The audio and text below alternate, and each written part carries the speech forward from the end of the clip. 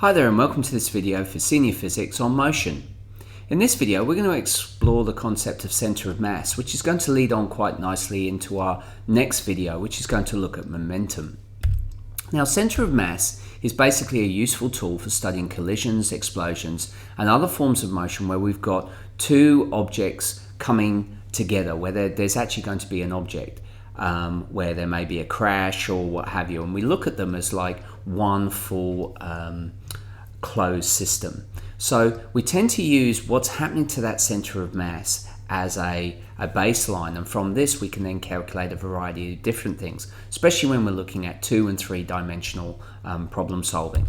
Now, center of mass is basically the point where the total mass acts. Now, on the planet Earth, our center of mass basically will act downwards affected by the force of gravity. So as a result, it's often called the center of gravity. Now, you've heard before probably center of gravity being used a lot in things like any form of like rugby. If you're going to be tackling someone, a smaller guy can basically be harder to get down because for changing their center of mass it varies. Also, if you have a low center of gravity, you can get underneath a taller person, tackle them and put them to the ground. So the idea is that center of gravity has an effect with respect to how well you can place yourself, and by placing yourself in specific positions, you can be very, very strong on your feet, and the result is you can be very static. Now, this becomes very, very important when we look at architecture and the engineering that goes into the design of the bases of buildings. Now, why do you ask this? Well, if you think of any type of building, the result is that a building will be subjected to the effects of the ground. So in an earthquake, for example, or if you're building a high-rise building, it will be subjected to wind. Now, all buildings have the ability, just like a tree, to move. Now, if you move a building and the result is the center of mass moves across the baseline area, then the result is you're likely to get your baseline, your building to crack, and it will fall over. Basically, the old adage that a building is only as good as the foundations is true in this case, because if your foundational support is too narrow, then the result is that the thing will topple over. Now, take the idea of a pyramid. Put a pyramid on its point, it will fall over. Why do the pyramids in Egypt stand erect now after being built over thousands and thousands of years? They've got a big base, and the result is the center of mass basically is right over the center of that base, so it's very, very static, very, very strong. So let's have a look at this in a more diagrammatic version. So here we've got two scenarios. They're made up of two buildings. Now, the two buildings basically are trapeziums, so as a result we've got all of the mass acting in the center. Now, I've noted that the center of mass, or COM, is acting straight down due to the effect of gravity. Now, in the first diagram, what we've got is the center of mass is acting inside the base of our building. As a result, the building is going to be stable. This means that if wind is actually attacking our skyscraper, for example, as long as the center of mass stays within the confines of the baseline, then the building should be static. However, in the second diagram, we see that the center of mass, the building has moved such that the center of mass is not being held up by the base. As a result, the building will eventually fall over. So a good example of this is the Leaning Tower of Pisa. Now, you can see the Leaning Tower of Pisa here. We all know it's a phenomenon where the building, basically due to subsidence, has actually moved and is sitting on an angle. Now, there was a time that you used to be able to go up the Tower of Pisa, but with time, what's happened is the constant use and weight of people going up the tower has caused the subsidence to actually increase to the point that it's now unsafe.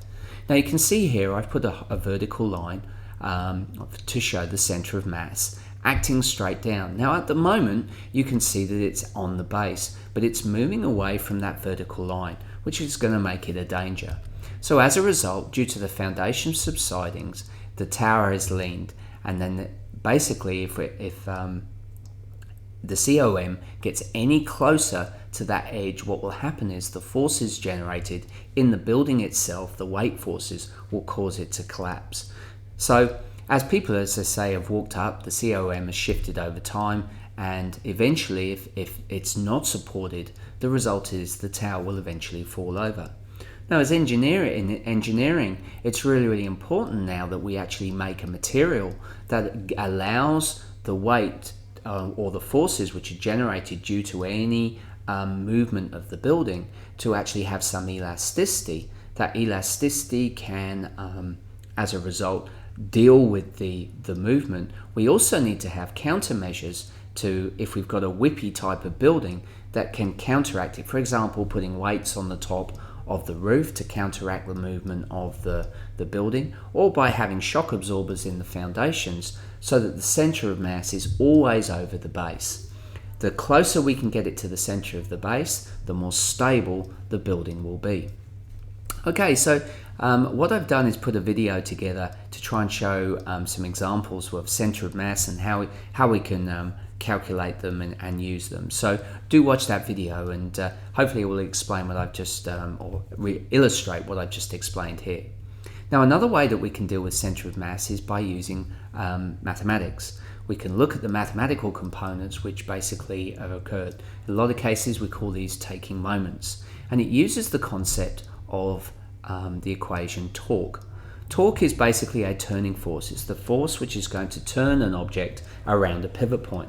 Now, torque can be calculated using the force of the object and the distance that happens to be from the pivot point. So basically, torque is going to be T, measured in Newton meters. The force is going to be in newtons, and the distance is going to be in meters. Apologies there's a slight typo. Instead of nm to the -1, it should be n times m. So torque is Newton meters. So basically what we've got, if we take a scenario here, we've got a guy who's in a state of equilibrium. And what equilibrium means is that the forces on both sides of the pivot point happen to be the same. Now you will notice that the distances here are different, S1 and S2. Why is that? Well, the reason why he's still in equilibrium is that we're not interested really in the distances or the forces. We're looking at the combined effect. The torque on the left-hand side is basically being made up of a large force and a very small distance, or small S1. So F times S1 will equal a specific torque. Now on the other side of the pivot point, we've got less of a force, but the distance is increased. Now, because he's in equilibrium, the changes in force from the left-hand side to the right-hand side is a direct ratio to the changes in distance. So as a result, for S2 times F, it's going to be exactly the same turning force as the force times S1. So it means that both forces are acting in the same direction. So his hands basically will take all of that weight acting down, and as a result, he will be stable. So in this case here, what we'll notice is that we've got S1 and S2 are going to be equal. So T1 and T2, or the torques around that pivot point, will also be equal.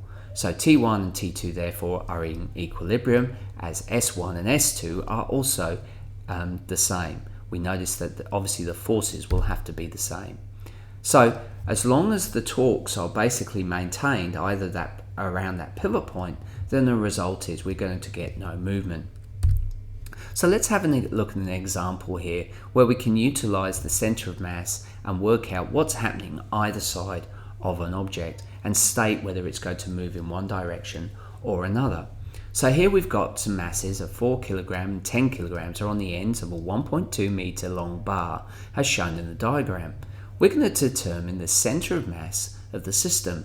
So in this case, we notice that point C is located at a certain distance S from the 4 kilogram mass, and we know that 1.2 minus S meters from the 10 kilogram mass. So for the bar to balance, we need to make sure that F1 times S1 equals F2 times S2, noticing that the pivot point is at C. So if we say that F2 is on the right hand side of our diagram and F1 is on the left-hand side of the diagram, then as a result we can basically work out what's going on. So in this case, what we get is we're going to get 40 times S equals 100 times 1.2 minus S.